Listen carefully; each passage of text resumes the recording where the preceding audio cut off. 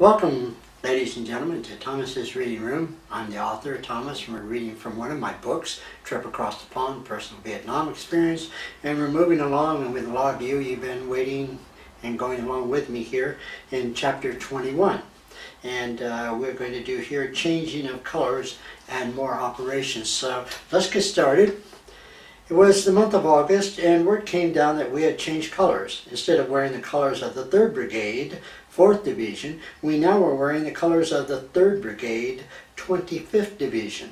The 3rd Brigade, 25th Division at Pleiku became the 3rd Brigade, 4th Division. That moved me into a position where I was the only person then who had been in Vietnam less than a year and had served with 4 straight-leg infantry divisions. The 9th Division, 173rd Airborne, 4th Division, and now the 25th Division. It became entertaining as I could wear 4 divisional emblems on one to each shirt. Returning to the United States, I would wear the division emblem that I would be assigned to on one shoulder and then have 4 shirts with different emblems on each, on the other shoulder. Our next operation in Delta Company received the honors of leading the rest of the companies into a designated area. We marched in files of 4. The point soldiers were leading us across the rice paddy when Captain Calworth got on the company radio. He was instructing the point soldiers to make an oblique left turn into the tree line. The point soldiers had failed to respond. Captain Calworth gave the instructions again, adding, "If you do not start the oblique left turn, I will come up there and take you by the arm and lead you into the tree line." When it came to walking, there were always the thoughts that I could walk with the best of them. However, Captain Calworth proceeded to walk up to the point soldiers at a pace I could barely keep up with, though I did keep up with him. My job was to be in Captain Calworth's back pocket, always, and there was not a way he was going to lose me. We reached the point soldiers and Captain Calworth did exactly what he said he would do. No one gave him any shit. What the problem was in the first place, I never learned. We reached our logger position around 4 in the evening and everyone began to set up. After setting my hammock between 2 trees, I sat and started to clean my rifle. First radio watch was mine and someone was calling on the radio, who I thought was calling Bravo Company. "Who's watching the radio?" First Sergeant asked. "I am," I quickly reported. "Someone is calling Delta 6 X-ray," said the First Sergeant. "No, they're not," I said. "Whoever called the first time called again and again. I thought that they were calling Bravo Company." "They're calling Delta 6 X-ray," Captain Calworth reported sharply. "Negative," I reported. Captain Calworth came out of his hammock like a hot potato. He pointed his finger at me. "Don't ever tell me negative again," he said with a voice that could easily cut steel. That was all he said to me. However, I knew the law had come down. The man had spoken, and if I had an ounce of brain, I would listen and not fuck up again. That was all he said to me. However, I knew I had the law. Of course, Captain Calworth and the First Sergeant was correct. Bravo Company was calling me, Delta 6 X-ray. That could be many reasons or excuses for the demonstration given. However, what difference did it make? It seemed the best thing I could do would be to go over it and learn from it. At the night, the temperature would drop to 95 degrees, and in the morning the weather was seemingly cold. Digging a small hole, then taking a piece of demolition charge, I laid it into the hole and placed 2 twigs across the top. Placing a tall sea ration can full of water on the 2 twigs, lighting the demolition charge, I had boiling water in no more than 3 seconds' time. Adding some powdered chocolate to the boiling water, I enjoyed hot chocolate. Having hot chocolate in the morning, out there in the jungle, became a tradition with me. Once Captain Calworth showed me how to make 2 pizzas. He took bread that resembled a biscuit from a metal can and cut the bread through the middle, making 2 pieces. 1 piece of bread was placed into each of 2 cans. Beef and plastic cheese was placed over the 2 pieces of bread, then topped with Tabasco sauce. The tops from the 2 metal cans were placed in each can on top of the prepared food. Captain Calworth slid the 2 metal cans into a sea ration box, then sat at a fire. After the sea ration box had completely burned, he took the 2 metal cans and pulled the lids off. Presto! There was hot pizza. Repeating what Captain Carver had taken the time to show me, I also enjoyed hot pizza. I thought to myself, sitting in the jungle, munching down one of those 2 pizzas, it did not get any better than that.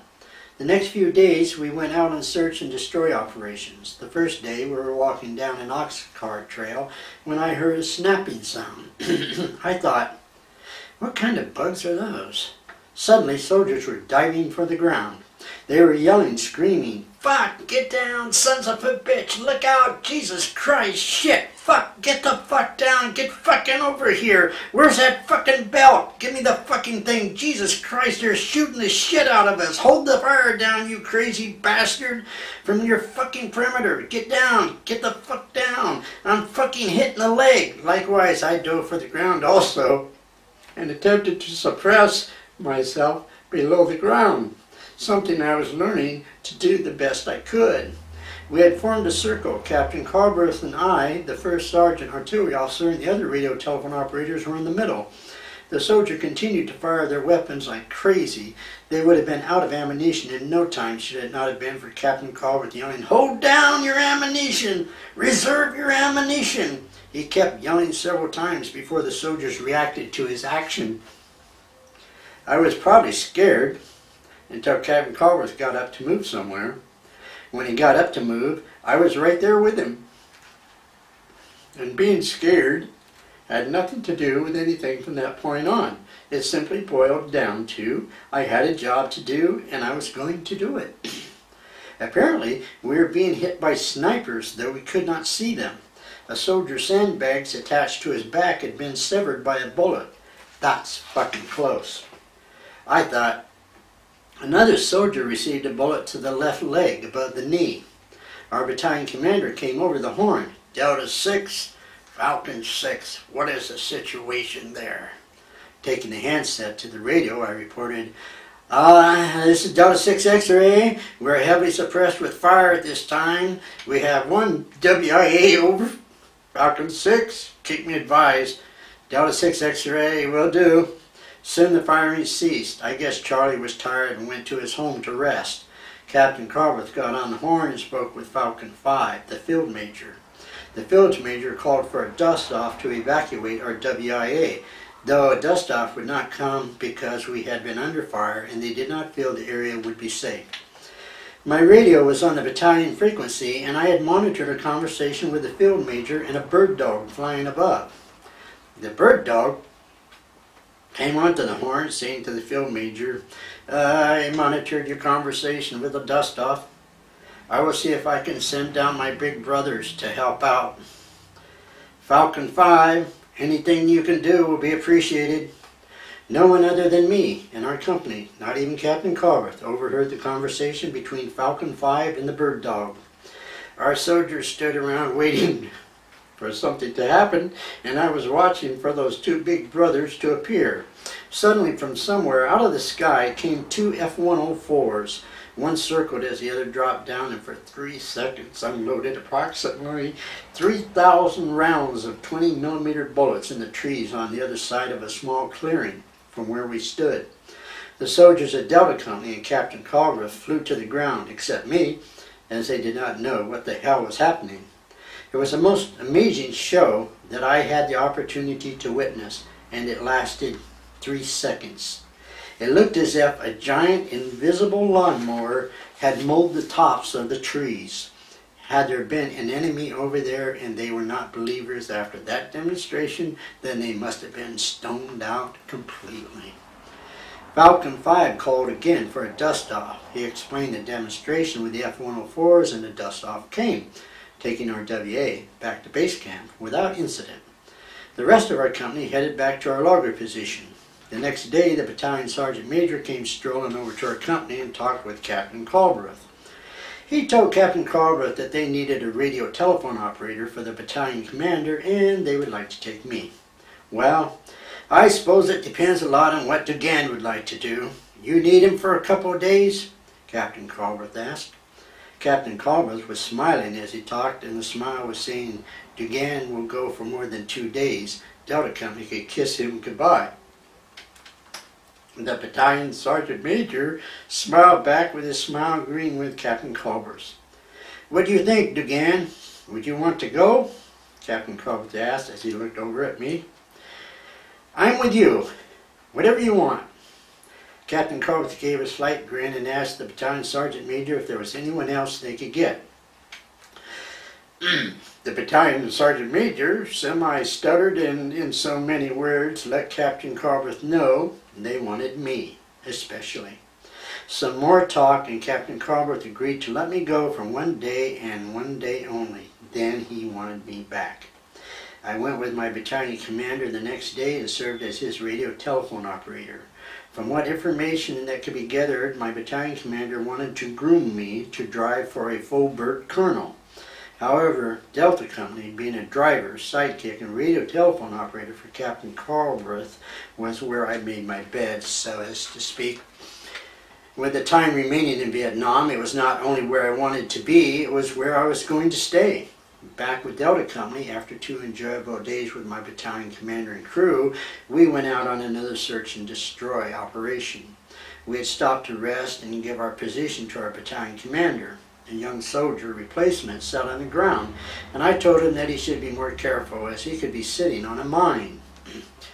"Let's see," the young soldier said with an expression of confidence, and then he stood up. "Guess not," he said with a smudge attitude. "You are fortunate. The same as there wasn't, the same as there could have been." After telling him a story, I realized it was a waste of time. Hopefully not. And I felt sad. Many new replacements would not take anything serious until they had a first count experience, and often it would be their only one. Traveling further, we discovered a cake of ammunition, some French-made rifles, and a German machine gun from World War II. It had a swastika engraved on it and was in perfect condition.